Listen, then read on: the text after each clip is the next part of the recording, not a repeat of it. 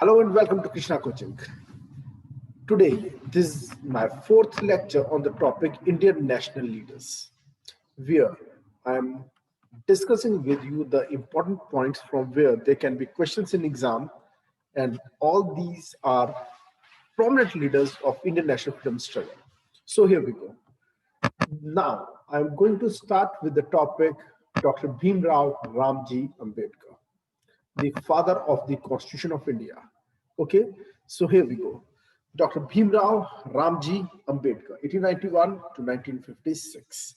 He was also the law minister in the cabinet that was formed by Pandit Jawaharlal Nehru after the independence of India. Okay, moreover, let me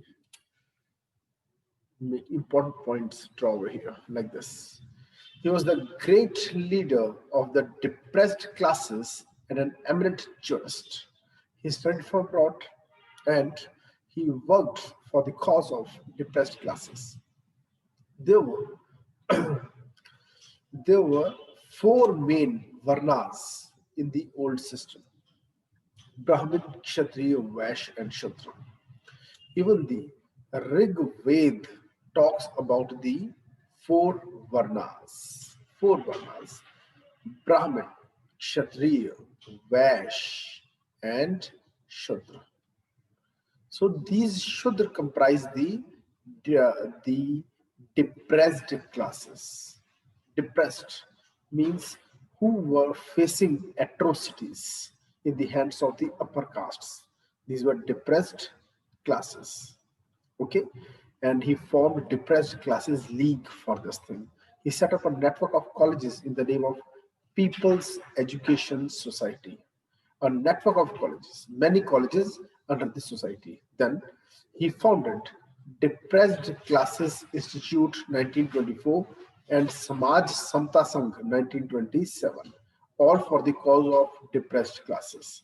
Then he participated in all the three RTC round table conferences which were in London, and these were to discuss the Simon Report. Simon Report. The first, second, and third roundtable conference. My question to you: in which year was the first roundtable conference? Let me see who answers first. Who answers first? First, 1930, 1930. Second RTC, 31, 1931. And last one, 32. 1932. Okay. And which of these was attended by Mahatma Gandhi? Sir, second. Second, 1931. Did he arrive London in time or he was late? So he was late. How many days? 6 days. 5 days. He was late by 5 days. Did he attend the second roundtable conference till the conclusion, till the end of the session, or not? Tell me. Tell me, did he attend the complete conference or not? Please repeat. Did he attend the conference till the end or not? No, sir. Left the conference in between. Why? Why he left the conference in between? Because everybody was adamant over demands for their own community. Nobody was talking about the country India, whereas he was vocal for demands for the country India. Especially, he did not get any support from Dr. Bhimrao Ramji Ambedkar. There was an argument, after which he left roundtable conference in between, okay, and came back to India. Then he was in the Governor General's Executive Council from 1942 to 1946. He was a member of the Executive Council of the Governor General and organized the Indian Labour Party and Scheduled Caste Federation, SCF. Okay, these are the parties that he made, and He was close to the government and he was a member of the executive council also. Then he became the chairman of the drafting committee of Indian Constitution. How many members were there in the drafting committee? Can anyone tell me how many members were there? The committee that finally drafted the constitution, how many members were there? How many members? He was the chairman of the drafting committee. I have already told you. It was a 7-member drafting committee. 7 members were there, and this was a part of the Constituent Assembly. This committee, there were total 22 committees that were formed by Constituent Assembly. Then, in the end, one more committee was formed, and this 23rd committee was Drafting Committee headed by Dr. B.R. Ambedkar. It was a 7-member, 7 plus 1, 7 members, 1 chairman. Now, then, after independence, Pandit Jawaharlal Nehru made him the law minister. So he was the first law minister of independent India, and he introduced the Hindu Code Bill. He was against the basic tenets of Hinduism. Especially, he was very much vocal against untouchability. In the last years of his life, he left Hinduism and he embraced a different religion. May I ask you, which religion did he get into? He embraced, he adopted, he converted into Buddhism. Buddhism, okay?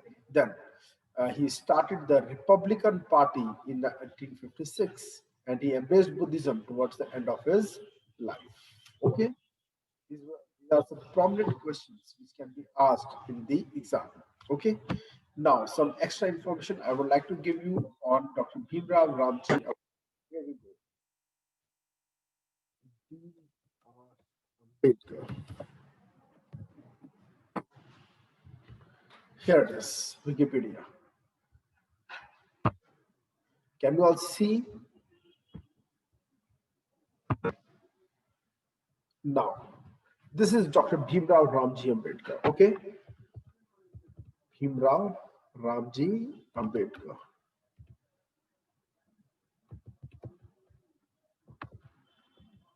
Okay. Also known as Baba Saheb Ambedkar, a scholar, a jurist, an economist, a politician, and a social reformer.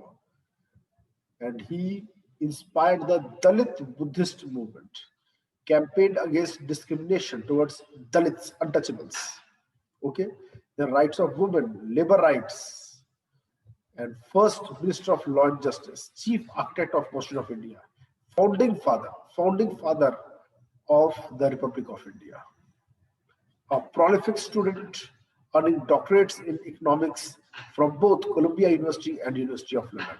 You should know the universities from where he studied: Columbia University and University of London, and getting reputation as a scholar for his research in law, economics, and political science. In all 3 fields, he had a good reputation. He earned good name. And in his early career, he was an economist, professor, and lawyer. 3 things. He was an economist, he was a professor, and he was a lawyer as well. Then his later life was marked by his political activities. He became involved in campaigning and negotiations for India's independence, publishing journals, advocating political rights and all. Then, in 1990, the Bharat Ratna, India's highest civilian award, was posthumously awarded, conferred upon him. Okay, Bharat Ratna. This is Bharat Ratna, highest civilian award. Okay, then this is all about him. Let's proceed. Now, I would like to start with the next topic, and the next topic is that of Subhash Chandra Bose. Subhash, a true patriot, a big name in the field of international freedom movement. Now, moving ahead with this new topic, Subhash Chandra Bose. He passed the Indian Civil Service exam. Before entering into politics, he was a member of ICS, Indian Civil Services. In 1920, he cleared this exam. Exam was conducted in England, but left it on Gandhiji's call of non-cooperation. Because of non-cooperation movement, he left ICS, Indian Civil Services, and he joined ICS in 1920. Then he founded Independence for India League with Jawaharlal Nehru. This league he formed Independence for India League with Jawaharlal Nehru. Then he was in Haripura session of Congress. In 1938, he became the president of Indian National Congress. And Tripuri session in 1939, but resigned from Tripuri due to differences with Gandhiji. He did not enjoy good relations with Mahatma Gandhi because of his revolutionary ideas. He founded the Forward Bloc in 1939 and Kisan Sabha also. Then he escaped to Berlin in a very dramatic manner in the uh, in the clothes and in the gaze of a sadhu. Okay, in 1941 he escaped from India and met Hitler. He took the charge of Indian National Army. Indian National Army. There's one more word, national. That is Azad Hind Fauj. It was formed by Captain Mohan Singh and Ras Bihari Bose. In 1943, he took charge of it in Singapore and then set up Indian Provisional Government there. Then he addressed Mahatma Gandhi as the father of the nation. Who used the words father of the nation for Mahatma Gandhi? It was Subhash Chandra Bose. Then he supposedly died in a plane crash in 1945, but this is not confirmed. There are no strong evidences to support this thing. So, therefore, we use the word supposedly. It's supposed. Then he gave the famous slogans like Dilli Chalo and Jai Hind. And these were the very famous slogans of him. The Indian struggle was his autobiography, The India Struggle. He made Andaman and Nicobar Islands free from the grab of Britishers. Okay, then I would like to give some extra information on this topic also to you people. And now I would like to go to Wikipedia. Subhash. Subhash Chandra Bose. Here is it. This man is Subhash Chandra Bose. Okay, Netaji Subhash Chandra Bose. His title was Netaji. Okay, he was an Indian nationalist who was a defiant patriot. He is known for his patriotism. Okay, that he is considered as a hero in India, but whose attempt during World War II to rid India from British rule with the help of Nazi Germany and Imperial Japan left a troubled legacy. Although he was not that successful in this, but he tried to free India with the help of German Nazi and Imperial Japan. Honorific Netaji, okay, first applied in early 1942 Bose in Germany by the Indian soldiers of the Indus region. Actually, those Indian soldiers who were working in British Army and who were imprisoned in the jails of Japan, he made them get free. And with the help of them, he formed Indian National Army. Bose had been a leader of younger radical wing of the Indian National Congress. And in the late 1920s and in 30s, rising to become Congress president. Okay, he had differences with Mahatma Gandhi. Okay, he resigned from Congress and he was placed under house arrest by Britishers, and from where he escaped in 1940 and he went to Berlin. Then Bose arrived in Germany in 1941, where the leadership offered unexpected. Okay, now next important thing. Adolf Hitler, during his only meeting with Bose in late May 1942, suggested the same and offered to arrange for a submarine. During this time, Bose also became a father. His wife or companion, Emily Schenkel, whom he had met before, gave birth to baby girl in November 1942, identifying strongly with the Axis pass and no longer apologetically Bose boarded a German submarine in February 1943. Off Madagascar, he was transferred to a Japanese submarine from which he disembarked in Japanese-held Sumatra. Means he got help from Hitler. Okay, and then he made links with Japanese government as well. Okay, you can go through all these things in detail later. INA trials, you should know. The International Congress, the main instrument of internationalism, praised Bose's patriotism but distanced itself from his tactics and ideology, especially his collaboration with fascism.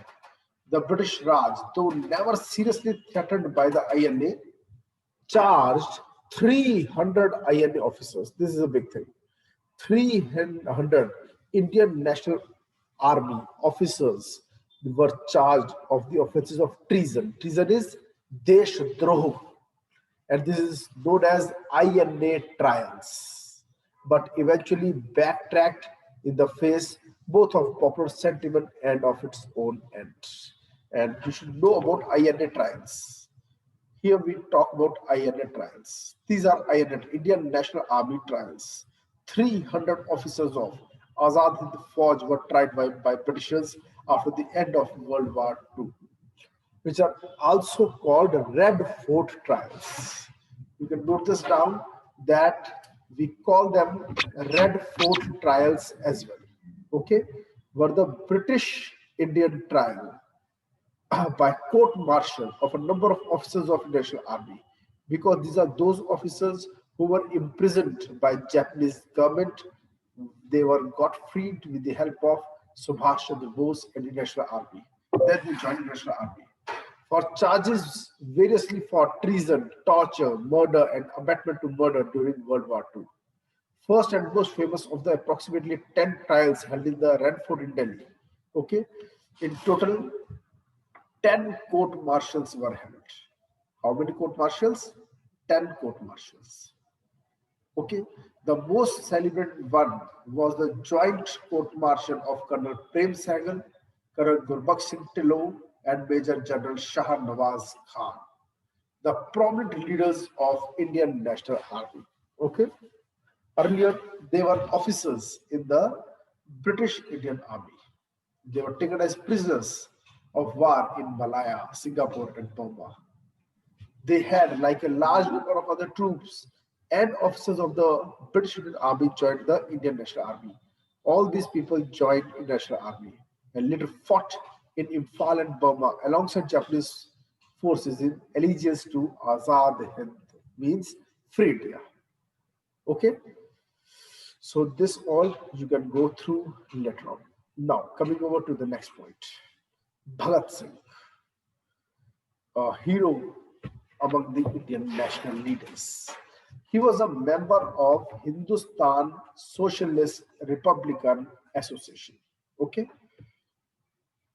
this was the party which was working for the freedom of the country, but with radical and revolutionary ideas. He started militant Naujawan Bharat Sabha in Punjab. Look, he himself used the word militant. Okay, then he killed British official Saunders. He was a police officer in 1928 and was involved in Lahore conspiracy and bombed the Central Legislative Assembly to protest against Public Safety Bill. Which bill? Public Safety Bill. Okay, then he was executed on 23rd March 1931, soon after Gandhi Irwin Pact. Okay, anything else? Let me see. Wait.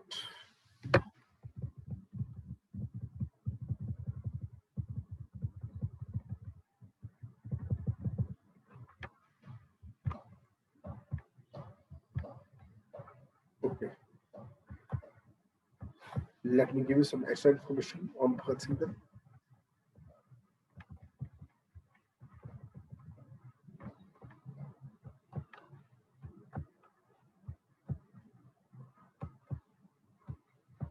All these notes I have already supplied to you people.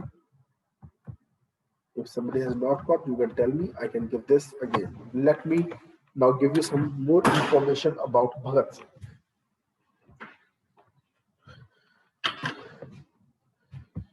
Here it is.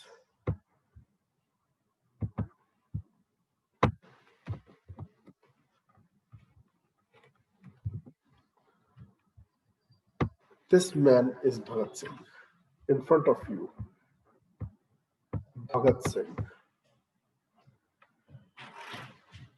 He was a socialist revolutionary whose two acts of dramatic violence against the British India and execution.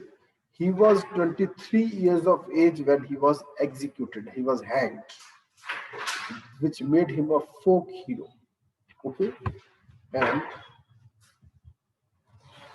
in December 1928, Bhagat Singh and an associate, Rajguru, fatally shot a 21-year-old British police officer, John Saunders. This is called Lahore conspiracy. And mistaking Saunders, who was still on probation, for the British police superintendent, James Scott. They went to kill James Scott, but mistakenly they killed Saunders, John Saunders, who was on probation at that time. And they believed Scott was responsible for the death of popular Indian national leader Lala Lajpat Rai by having ordered a lathi charge in which Lajpat Rai was injured and 2 weeks after which died of a heart attack. Saunders was felled by a single shot from Rajguru, who made the shot Rajguru, a marksman. He was then shot several times by Bhagat Singh. The post-mortem report showing 8 bullet wounds. He had 8 bullet wounds. Another associate of Singh, Chandrasekhar Azad, shot dead an Indian police constable, Chandan Singh, who attempted to pursue Singh and Rajguru as they fled. Chandrasekhar Azad. After escaping, Singh and his associates, using pseudonyms, publicly owed to avenging Lajpat Rai death, putting up prepared posters which, however, they had altered to show Saunders as their intended target. Singh was thereafter on the run for many months and no convictions at the time. Then he surfaced again in 1929. He and another associate, Batukeshwar Dutt, exploded 2 bombs in Central Legislative Assembly against the Public Safety Bill. They showered leaflets from the gallery of the legislators below, shouted slogans, and then allowed the authorities to arrest them peacefully. They didn't shoot anybody. The arrest and the resulting publicity had the effect of bringing to light Singh's complicity in the John Saunders case, and the file was reopened, although they were arrested in the bombing case against the Public Safety Bill when they bombed Central Legislative Assembly.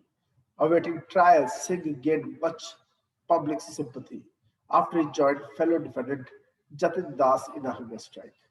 This man is Jatin Das, and Bhagat Singh joined him in the hunger strike, demanding better prison conditions for Indian prisoners and ending in Das' death from starvation. Bhagat Singh became a popular folk hero. After Jawaharlal Nehru wrote about him, Bhagat Singh did not become popular because of his act of terrorism, but because he seemed to vindicate for the movement the honor of Lala Lajpat Rai. Okay, so this all you should go through. Find sufficient. Now, the topic Indian national freedom leaders, international leaders is over here. Now I will be starting with some more important topics in the next session. I would like to end this session here. Any question you want to ask? Come on, ask any question. Sir, what is fascism? Fascism. Nazism and fascism. These are two different things. ठीक है. What is fascism? When one country people, they had this notion in their mind that they are better than others. So fascist policies sometimes they adopt.